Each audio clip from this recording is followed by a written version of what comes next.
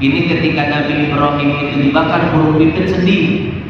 Akhirnya dia mengambil air bolak-balik, Pak, disiramkan air, bolak-balik lagi disiramkan air. Ada yang bilang, hei burung pipit, percuma engkau menyiramkan air, ya itu api sangat besar, tidak akan padam dengan air yang kau bawa.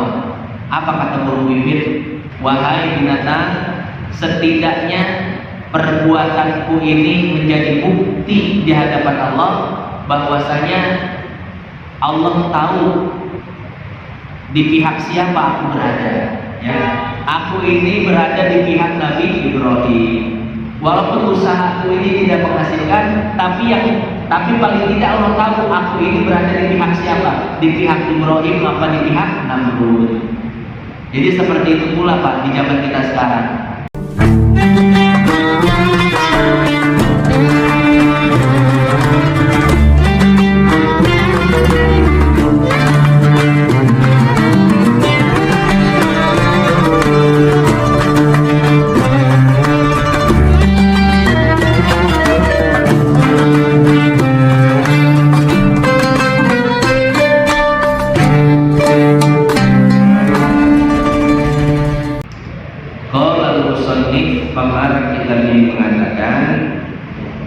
Faslun, ini adalah pasal baru. Wa takallama ulama'u, para ulama memperbincangkan fi hikmati taqdimi Ibrahim alaihi salam, tentang hikmah didahulukannya Nabi Ibrahim alaihi salam bil iswati, memakai pakaian. Hadirin jamaah yang dimuliakan Allah. Jadi pada kesempatan kali ini Al-Imam Qurtubi akan menjelaskan tentang hikmah kenapa Nabi Ibrahim adalah orang yang pertama kali diberikan pakaian. Kenapa bukan Nabi Muhammad? Karena pada kesempatan sebelumnya sudah kita jelaskan bahwa ketika manusia dibangkitkan dari kuburnya, maka manusia akan dibangkitkan dalam keadaan bertelanjang, tidak pakai alas kaki, kemudian dalam keadaan tidak berbusana, juga belum disunat. Artinya apa? Artinya kan aurat terbuka, banyak. Jadi dibangkitkan dari kuburnya, ya sudah, tidak pakai pakaian apapun, sehelai benang pun tidak ada, semua aurat terbuka. Nggak ada yang dibangkitkan tiba-tiba pakai jas, dasi, nggak ada. Dibangkitkan dari kuburan pakai peci, nggak ada. Semuanya apa? Semuanya telanjang, tidak berpakaian, tidak berbusana.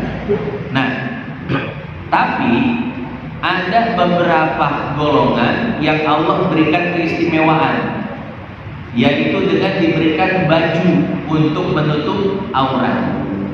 Golongan ini adalah pertama para nabi, yang kedua para rasul, ketiga para ulama, dan yang keempat adalah golongan orang-orang soleh.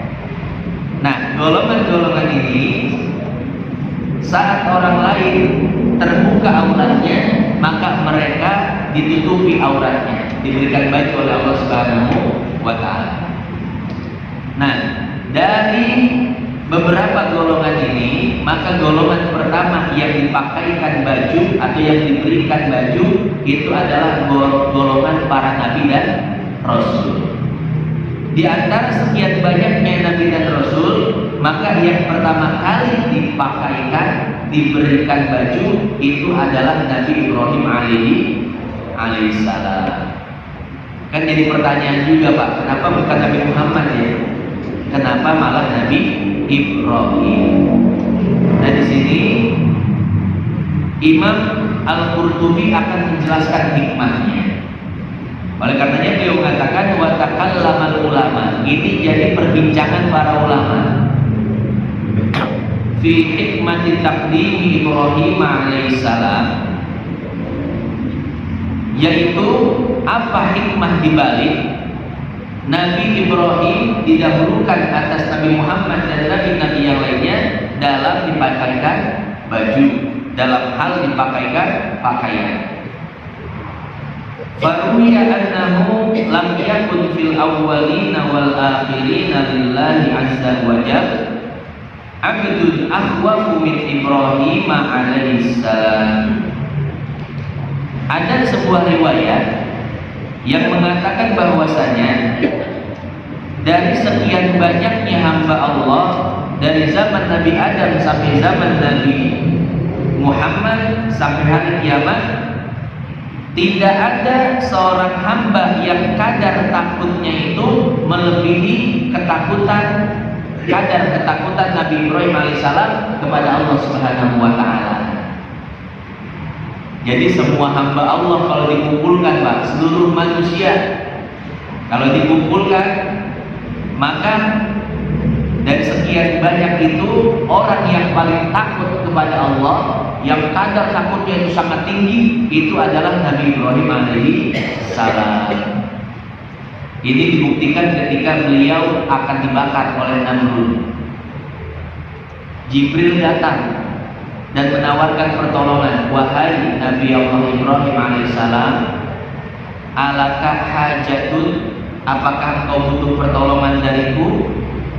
Kalau engkau bilang iya, maka akan aku selamatkan engkau, aku singkirkan seluruh api ini, dan aku hancurkan seluruh orang-orang kafir yang berusaha untuk membunuh. Apa kata Nabi Ibrahim? Amma ilaika fala, wahai Jibril, aku tidak butuh kepadamu, yang aku butuh hanya Allah. Ini kan luar biasa sekali, Pak ya. Nabi Ibrahim ditawarkan pertolongan oleh Jibril tapi ditolak, Pak. Nah, ini padahal yang menawarkan pertolongan adalah rajanya para malaikat. Malaikat yang paling dimuliakan oleh Allah, tapi ditolak. Kalau kita yang berada di posisi Nabi Ibrahim, kira-kira bagaimana, Pak? Wah, kita mah terima aja dah. Ya, jangankan bantuan dari malaikat, bantuan dari manusia, senang banget kita terimanya. Ya, nah ini bantuan dari malaikat, Pak, ditolak oleh Nabi Ibrahim alaihi salam. Kenapa? Karena mungkin salah satu alasannya adalah karena kadar ketakutan Nabi Ibrahim yang sangat besar pada Allah. Mungkin Nabi Ibrahim berpikir, kalau aku menerima bantuan dari selain Allah, aku takut Allah tidak akan pernah membantuku lagi. Kalau aku memiliki kaitan dengan selain Allah, walaupun itu malaikat, aku takut, aku khawatir Allah tidak memperhatikan diriku lagi. Beda banget sama kita.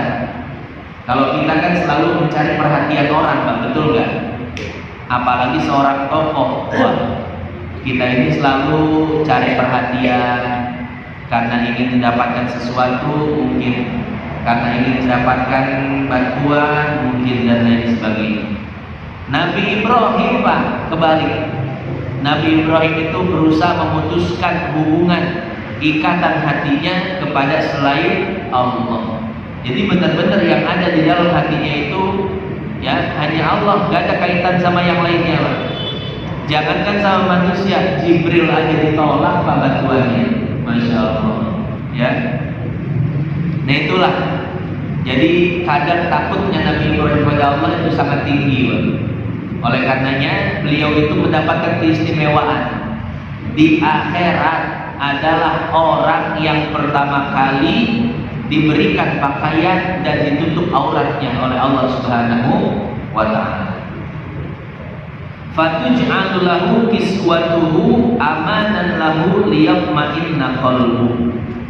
Maka dijadikanlah beliau sebagai orang yang pertama kali memakai pakaian. Dalam rangka apa? Amanan lahu, agar beliau merasa aman. Sudah aman nih, aurat saya sudah tertutup. Lihat ma'inna qalbu, dan agar hatinya menjadi tenang.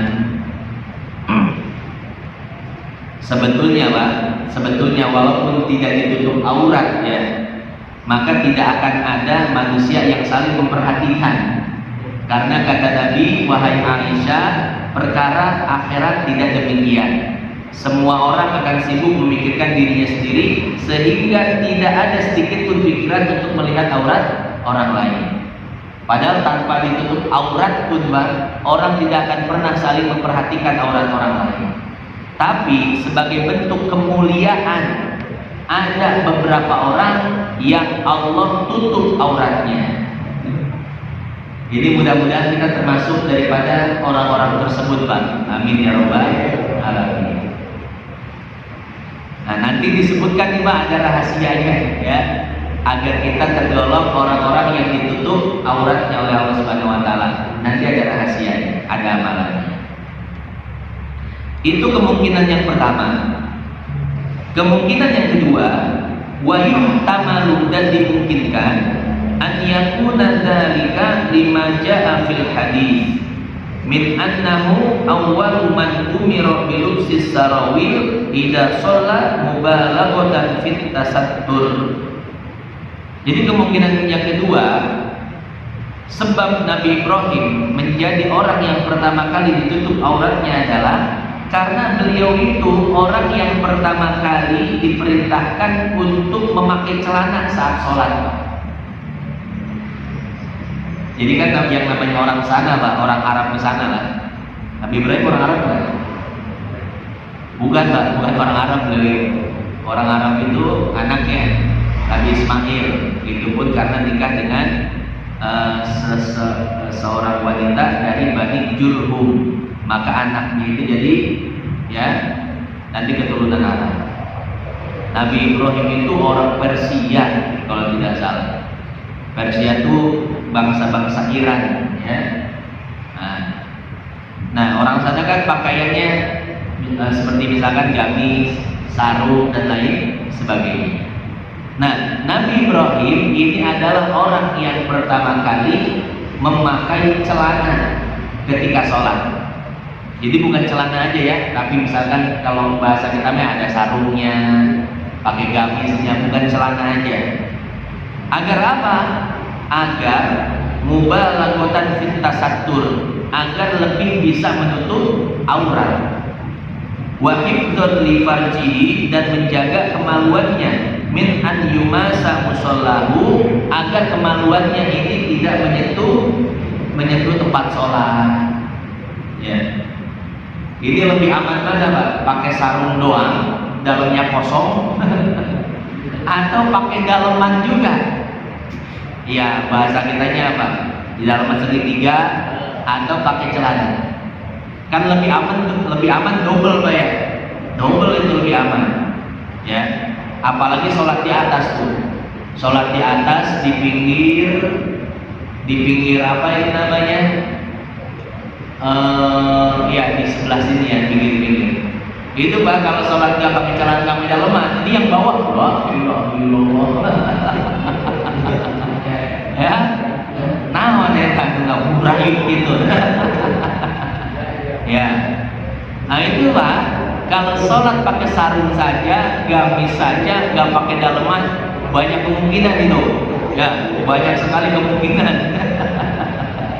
Ya, kemungkinan pertama itu dari bawah, ya Allah apaan ini ya kan. Kemungkinan kedua kadang sarung robek, bagian belakang, naon guring-guringnya. Ya, ada aja ya. Nah maka Nabi Ibrahim ini adalah orang yang pertama kali melapis aurat Pak ketika sholat. Ini Nabi Ibrahim sholat Pak. Sholat. Karena memang pada syariat-syariat Nabi sebelumnya sholat sudah ada Pak, cuman belum 5 waktu. Nabi Adam juga sholat, cuman sholatnya Nabi Adam itu cuman subuh doang. Nah, sholatnya Nabi Adam cuman subuh doang Pak. Ya. Kemudian Nabi Sulaiman juga sholat, cuman sholatnya Nabi Sulaiman zuhur doang. Enak banget. Nabi Daud juga sholat, cuman sholatnya Nabi Daud itu asar doang. Kalau maghrib itu sholatnya Nabi Yakub, Isa sholatnya Nabi Yunus. Jadi para nabi terdahulu juga Pak, Nabi Musa, Nabi Ibrahim semua Pak, sholat semua. Cuman ya itu sholatnya ada yang cuma di pagi doang, ada yang cuma siang doang, ada yang sore doang, ada yang malam doang, belum sempurna. Nah maka sholat itu disempurnakan di syariat Nabi Muhammad SAW. Maka di syariat Nabi Muhammad ini Pak, di pagi hari sebelum matahari terbit sholat, kemudian saat matahari di tengah-tengah sholat, matahari mau tenggelam sholat, matahari sudah tenggelam sholat, mau tidur sholat, masya Allah ya. Nah jadi seperti itu yang namanya sholat sudah ada pada syariat-syariat Nabi sebelumnya. Makanya gak heran kalau Nabi Ibrahim pun apa? Sholat ya. Nah ketika sholat beliau itu melapisi auratnya agar betul-betul tertutup Pak. Bukan cuma pakai gamis, tapi dalamnya pakai celana juga. Nah di kita juga kan sudah ada Pak ya, celana-celana sholat ini ya Pak ya, warna putih dan lain sebagainya, celana sholat yang ngatung-ngatung, yang cingkrang-cingkrang Pak. Itu celana sholat. Cuma lapisin pakai sarung biar lebih afdol dan lebih sopan di hadapan Allah Subhanahu wa taala. Jangan pakai sholat celana cingkrang, pakai kaos. Ya, jadi cuma celana cingkrang sama kaos doang sholat, ya Allah. Kita ngadep gubernur aja rapi banget pakai batik. Ya. Sholat pakai itu kita harus lebih memperhatikan lagi. Ya. Ya kalau pengen pakai kaos, bawahnya pakai sarung atau pakai peci. Kalau pakai celana, pakaiannya yang dirapikan. Intinya mantes awak sorangan lah gitu. Gimana pantasnya kita menghadap Allah Subhanahu wa taala. Ya. Nah jadi seperti itu hadirin jamaah yang dimuliakan Allah. Oleh karena Nabi Ibrahim itu adalah orang yang pertama kali menutup aurat dengan sangat rapi ketika sholat, maka di akhirat nanti beliau adalah orang yang pertama kali ditutup auratnya dengan diberikan pakaian-pakaian untuk menutup auratnya.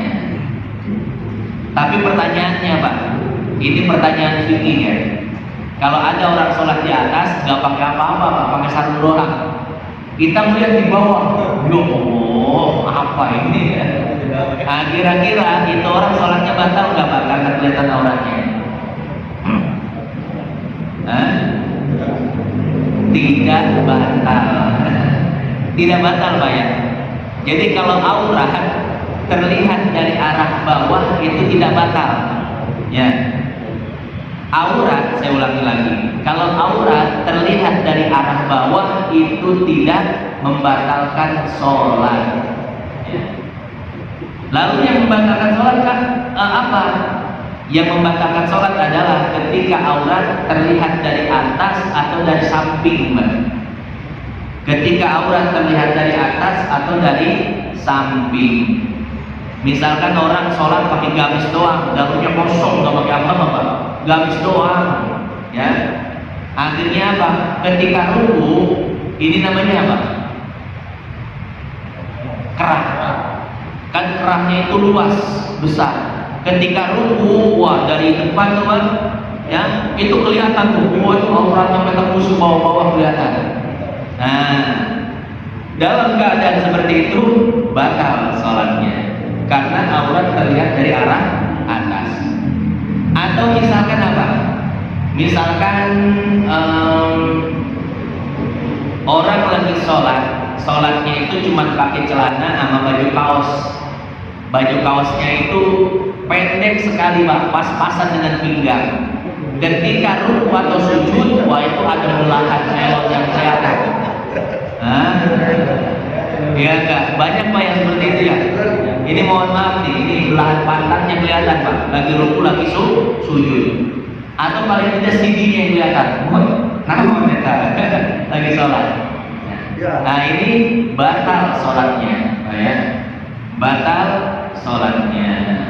Oleh karenanya yang sholat pakai pakai kaos pendek, maka kaosnya itu apa namanya?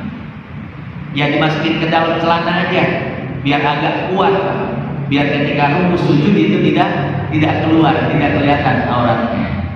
Atau ya pakai sarung aja deh ganti, ya sarungnya agak ke atas gitu, di atas pusar pakainya, biar nggak kelihatan. Nah itu ketika aurat terlihat dari arah atas, ya maka batal. Atau dari arah pinggir. Arah pinggir contohnya misalkan sarungnya robek, Pak. Sarungnya robek, ya kan? Kelihatan tuh pahanya, kulit pantatnya, yang itu membatalkan sholat. Jadi kalau dari arah atas dan arah samping membatalkan sholat. Tapi kalau dari arah bawah enggak. Ya, dari arah bawah itu tidak membatalkan sholat. Nah jadi seperti itu. Kemudian kemungkinan yang ketiga kata Imam Qurtubi, wa yuhtamalu an yakuna alladziina alqawhu finnar jarraduhu wa naza'u anhu thiyabahu ala a'yunin nas kama yuf'alu biman yuradu qatluhu. Kemungkinan yang ketiga, Nabi Ibrahim itu ketika akan dibakar oleh Namrud, maka beliau ditelanjangi oleh para algojonya. Ditelanjangi ini sebagaimana orang yang mau dieksekusi, Pak. Biasanya ditelanjangi terlebih dahulu. Cuma jangan dipikirkan oh nanti aurat Nabi Ibrahim kelihatan dan lain sebagainya, enggak. Pasti di sana ada perlindungan dari Allah Subhanahu wa taala. Wa kana ma asabahu min dzalika fi dzatillahi azza wa jalla. Falamma sabara wa ihtasab wa tawakkala 'ala Allah dafa Allah anhu syarran fid dunya wal akhirah. Jadi Nabi Ibrahim itu dibakar dalam keadaan tidak berbusana. Beliau itu tetap sabar dan berserah diri kepada Allah. Maka dengan kesabaran beliau di akhirat diganti, Pak. Yang di dunia itu dipermalukan, maka di akhirat dimuliakan oleh Allah Subhanahu wa taala. Jadi ketika Nabi Ibrahim dibakar itu banyak kisah-kisah yang sangat luar biasa, Pak. Pertama kodok. Kodok itu ngambil air dan menyemprotkan air ke api tersebut agar padam. Makanya kodok itu termasuk hewan yang haram untuk dibunuh, ya. Termasuk hewan yang haram dibunuh dan haram dimakan.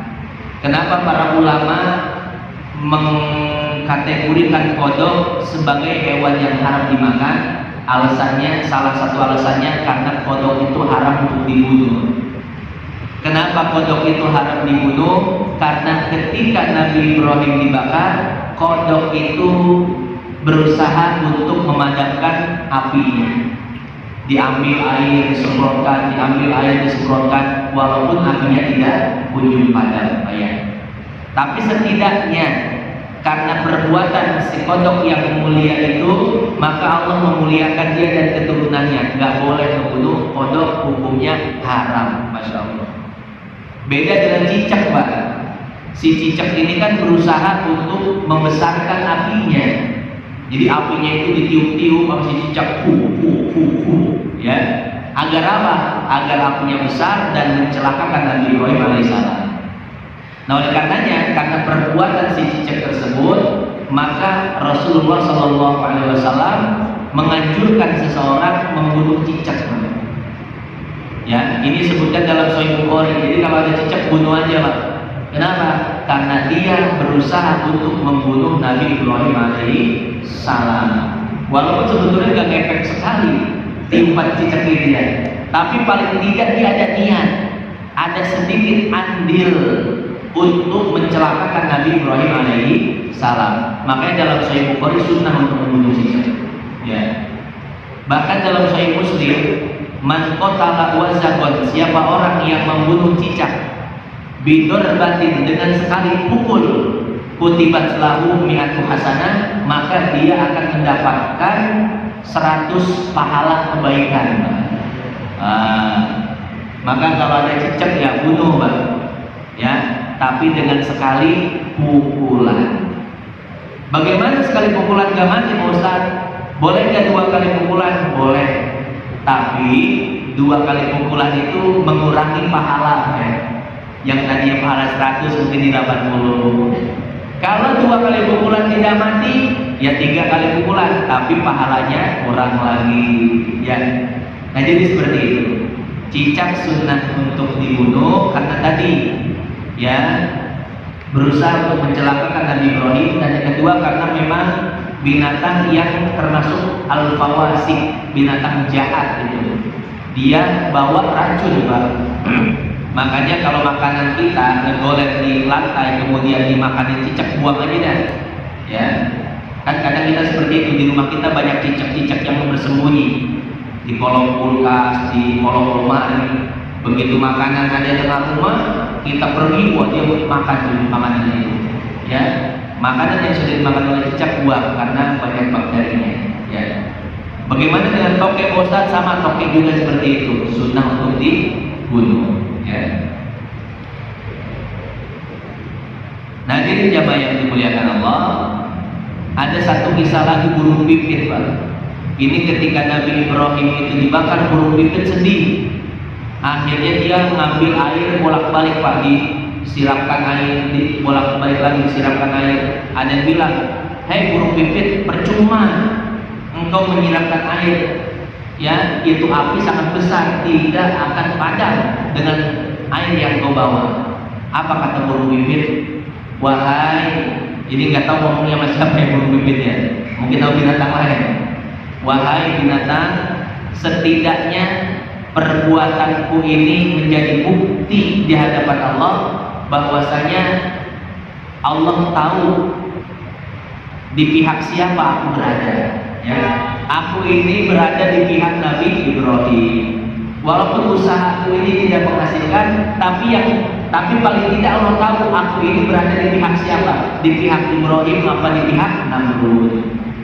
Jadi seperti itu pula, Pak, di zaman kita sekarang.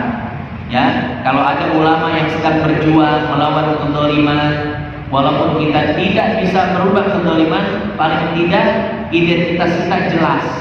Kita pihak siapa? Jangan sampai abu-abu, bodo amat, kita mau urusan manehna. Aina yang penting aman, nggak mengganggu ekonomi dan lain sebagainya. Kita paling tidak identitas kita jelas, kita berada di pihak siapa. Itulah yang dilakukan oleh burung pipit.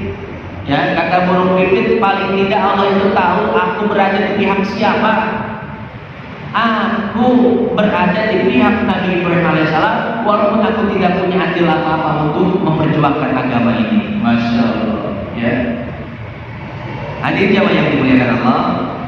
Nah, karena Nabi Ibrahim bersabar ketika beliau dibakar, maka Allah selamatkan beliau dari api dunia dan dari api akhirat, dan Allah muliakan beliau dengan diberikan pakaian saat orang-orang lain terlihat auratnya.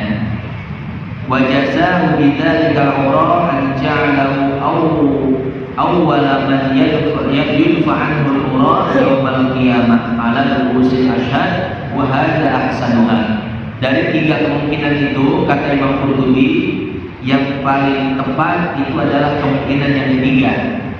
Jadi sebab Nabi Ibrahim ditutup auratnya menjadi orang yang pertama kali diberikan pakaian adalah karena beliau bersabar ketika mendapatkan cobaan di dunia. Jadi itu salah satu rahasianya, Pak. Jadi kalau kita hidup di dunia sabar dengan keadaan kita, diuji oleh Allah dari segi ekonomi sabar, diuji oleh Allah dari segi kesehatan sabar, diuji oleh Allah dari segi keluarga sabar, diuji oleh Allah dari segi saudara sabar, diuji oleh Allah dari segi apapun sabar, Pak. Insya Allah akan termasuk menjadi orang-orang yang diberikan pakaian di akhirat nanti sehingga auratnya tertutup di hadapan manusia yang lainnya. Amin amin ya Allah ya rabbal alamin. Wallahu a'lam bishawab.